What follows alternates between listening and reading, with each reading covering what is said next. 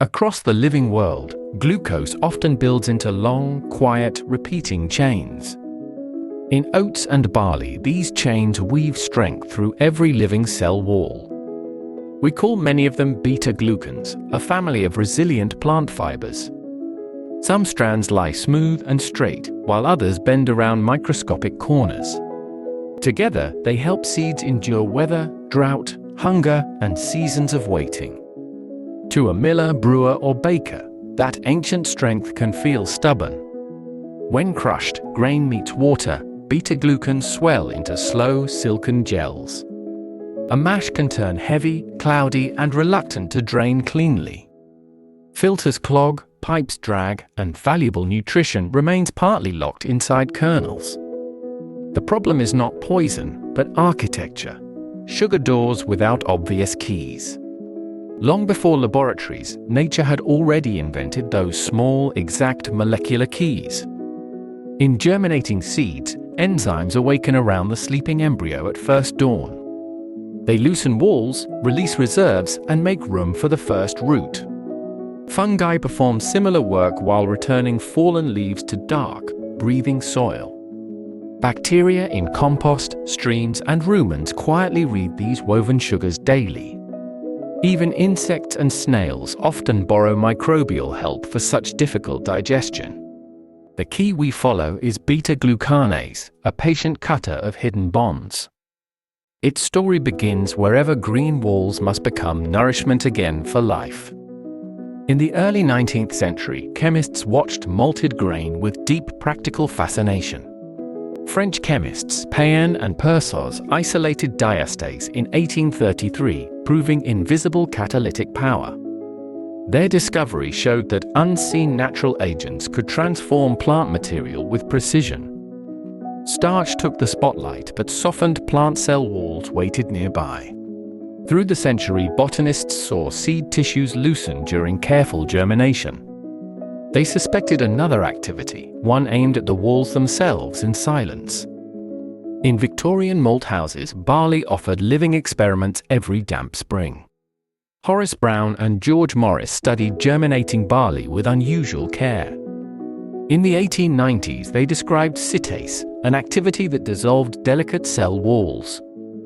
The name was broad, but the clue was beautifully, enduringly right. Later work revealed beta-glucan among barley's most troublesome invisible wall fibers. The old sitase mystery narrowed toward beta-glucanases and their neighboring enzymes. Cereal chemists then linked these fibers to stubborn viscosity in wort. As brewing grew larger, this microscopic problem became plainly industrially visible. Some barleys made sweet wort that flowed like thin golden honey. Others made wort so viscous that clarification slowed and losses quietly grew. The difference often traced back to mixed-linkage beta-glucans in endosperm cell walls. Malt carried its own beta-glucanases, awakened during controlled germination of grain. But high heat, poor modification, or difficult seasons could silence them early. Researchers found that soil microbes also produce their own useful beta-glucanases. Fungi and bacteria became practical sources for helping cereal liquids flow reliably.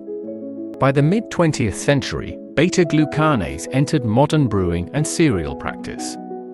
It was valued not for drama, but for clearer, steadier filtration. Its industrial origin stayed tied to grain, malt, water, heat, and patience. To understand its action, imagine a necklace made only of repeating glucose. The beads are familiar, but their links point in subtly different directions. Beta-glucanase fits along those links like careful fingers finding knots. It does not smash the wall, it opens selected connections one by one. Water slips in, and shorter sugar pieces begin drifting quietly away. A stiff network relaxes into movement, clarity, and more available nourishment. Different beta-glucanases prefer different bends within the same broad sugar family.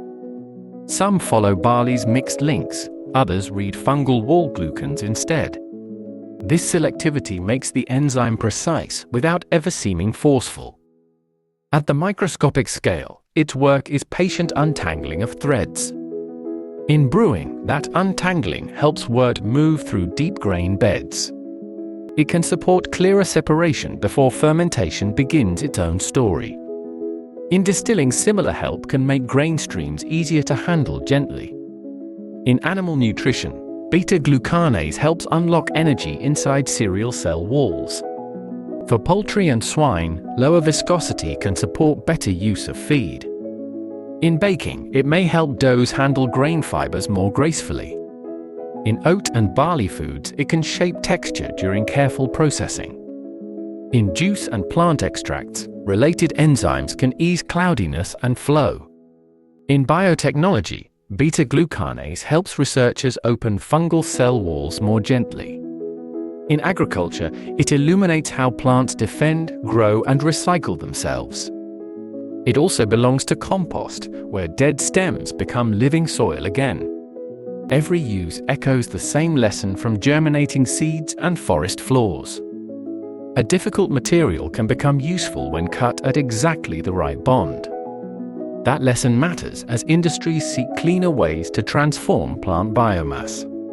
Enzymes can replace harsher steps with small, specific acts of chemistry. They work in water with restraint. Beside the materials, they gently change. Beta-glucanase reminds us that sustainability often begins by listening more closely to the small chemistries already moving patiently through the green world. Enzymes Bio exists because good science should be simple to source. We're enthusiasts who put the world's enzymes in one place for startups, labs, and B2B buyers. Kinder chemistry, here for generations to come. Find us at Enzymes Bio.